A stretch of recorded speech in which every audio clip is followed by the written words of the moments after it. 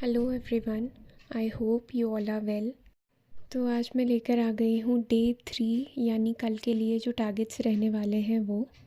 उससे पहले I hope आप सभी लोगों ने डे 2 के टारगेट्स कंप्लीट कर लिए होंगे। इन केस अगर आपने नहीं किए हैं तो आज रात 12 बजे से पहले पहले आराम से कंप्लीट कर लीजिएगा। वीडियो में आगे बढ़ने से पहले मुझे कल जो टारगेट्स मैंने दिए हुए थे उसके क्वेश्चंस आप लोगों से पूछने हैं।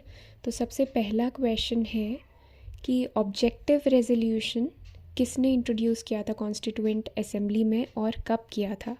और सेकंड क्वेश्चन है सोर्सेस से यानी कि डीपीएसपी कहाँ से बोरो किया था। तो इन दोनों क्वेश्चंस के आंसर फटाफट से कमेंट कर दीजिए। अब बढ़ते हैं डे 3 यानी कि कल के लिए जो टारगेट्स हैं। सबसे पहले मैथ्स को देख लेते हैं। तो मैथ्स में कैलकुलेशन वाले पार्ट में टेबल्स 1 to 30 करनी है, स्क्वायर्स 1 to 30 और क्यूब 1 to 15। फिर आ जाते हैं चैप्टर्स में हमें क्या क्या कवर करना है। तो रेशियो एंड परसेंटेज अच्छे से इनके नोट्स बनाने हैं, रिवाइज़ करना है जो लोग बिगनर्स हैं उनको, और जो लोग रिपीटर्स हैं वो लोग इनको रिवाइज़ करेंगे at the same time Pinnacle की बुक से इसको प्रैक्टिस करते रहेंगे। देन आ जाते हैं नेक्स्ट सेक्शन जो कि है रीजनिंग का।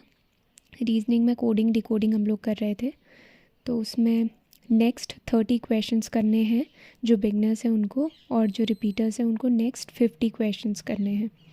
नेक्स्ट आ जाते हैं इंग्लिश के टारगेट की तरफ। तो इंग्लिश में ग्रामर में कवर करना है टेंस। जो लोग नोट्स बना रहे हैं वो लोग नोट्स बनाइए, चाहे यूट्यूब की प्लेलिस्ट से या फिर जो बुक मैंने रिकमेंड की है उससे। और जिन लोग का हो गया है वो लोग इसको मल्टीपल टाइम्स रिवाइज़ कर सकते हैं और प्रैक्टिस कर सकते हैं किरण की प्रीवियस ईयर क्वेश्चन से।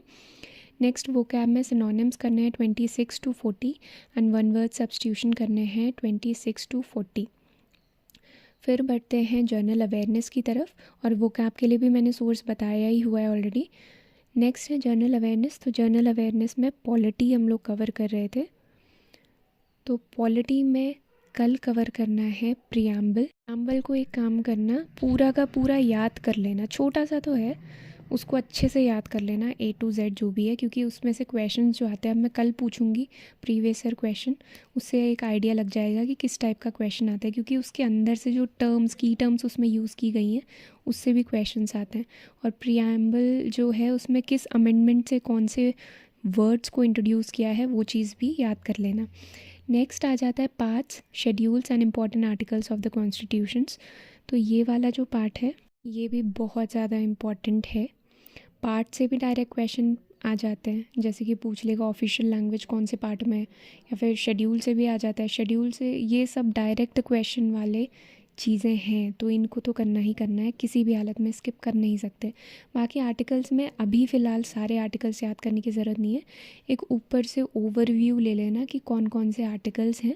बाकी जैसे जैसे हम लोग पॉलिटी को कवर करते जाएंगे वैसे वैसे हर एक पार्ट का, जैसे फंडामेंटल राइट्स जब कवर करेंगे तो वो फंडामेंटल राइट्स तो सारी इम्पॉर्टेंट है, सारे के सारे फंडामेंटल राइट्स याद होने चाहिए।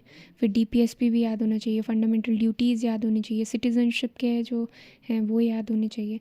तो ऐसे करके जब पूरी की पूरी पॉलिटी कवर होगी तो एक लिस्ट बन जाएगी इंपॉर्टेंट आर्टिकल्स की, तो वो सारे के सारे याद करने हैं।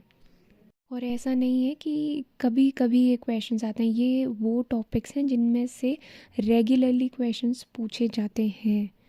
बिगनर्स के लिए तो ये सब कुछ नया है, तो उन लोगों को तो अच्छे से पढ़ना है, ज़्यादा से ज़्यादा टाइम दे करके नोट्स बनाना है, फिर रिवाइज़ करना है। और जो रिपीटर्स हैं उन लोगों को ये चीज़ जो दी हुई है इसको मल्टीपल टाइम्स रिवाइज़ करते रहना है। तो अब मेरे टारगेट्स की बात करें तो मैंने आज नहीं किया, कोई भी टारगेट कवर नहीं किया, कोई भी स्लॉट मैंने नहीं कवर किया। तो आज पूरा का पूरा डे मैंने वेस्ट किया है। माइंड में मेरे बहुत ज़्यादा कॉन्फ्लिक्ट्स चल रहे थे, लाइफ में प्रॉब्लम्स मैं खुद ही क्रिएट कर रही थी। पर आज से मैं प्रॉमिस करती हूँ कि मैं ये ऐसा दोबारा नहीं होने दूँगी। लाइफ में चैलेंजेस आते हैं, उनको फेस करना चाहिए। हर बार मैं चीज़ों से नहीं भाग सकती, हर बार मैं खुद से नहीं भाग सकती, क्योंकि ये सबसे बड़ा क्राइम है। चैलेंजेस से भागना ही लाइफ का सबसे बड़ा क्राइम है। कोई भी ऐसी प्रॉब्लम, कोई भी ऐसा कॉन्फ्लिक्ट है जो रिजॉल्व नहीं हो सकता? ऑफ कोर्स हो सकता है। फालतू में ही मैंने अपना पूरा दिन वेस्ट कर दिया है, पर अच्छी बात ये है कि कॉन्फ्लिक्ट्स रिज़ॉल्व हो चुके हैं, मेरा माइंड एकदम क्लियर है अब, और मैं रेडी हूँ फिर से अपना 101% पुट इन करने के लिए, जो कि मैं कल से ज़रूर करूँगी। तो आज के लिए आई एम रियली सॉरी। कल से पक्का पक्का मैं अपने टारगेट्स को कंप्लीट करूँगी। और कमेंट्स को पढ़ के और साथ ही साथ जो टेलीग्राम ग्रुप पे मेरे साथ जुड़े हुए हैं उन लोगों का स्पिरिट देख करके ऑनेस्टली स्पीकिंग मुझे बहुत ज़्यादा अच्छा लगता है और बहुत ज़्यादा मोटिवेटेड फ़ील होता है। इसीलिए उनसे मैं कहना चाहती हूँ आई एम रियली सॉरी। अब कल से मैं पक्का अपना टारगेट पूरा करूँगी 101%। तो आज के लिए बस इतना ही। बाकी जो लोग टेलीग्राम ग्रुप पे नहीं जुड़े हुए हैं और उनको जुड़ना है तो उन लोगों से मैं कहूँगी कि टेलीग्राम ग्रुप का लिंक केवल डे 1 ऑफ 125 डेज़ वाली टारगेट वीडियो का केवल उसी के डिस्क्रिप्शन में भी और साथ ही साथ कमेंट में भी मैंने पिन किया हुआ है। उसके अलावा किसी में भी वो लिंक एक्टिव नहीं हो रहा है। तो जिन लोगों को भी ज्वाइन करना है वो लोग day 1 of 125 days target video पे जा कर के उस लिंक पर क्लिक करके टेलीग्राम में हम सबसे जुड़ सकते हैं। आज के लिए बस इतना ही। बाकी और भी कोई क्वेरीज़ अगर आप लोग की हैं तो उसको कमेंट पे लिख सकते हैं, मैं उनको ज़रूर रिज़ॉल्व करूँगी।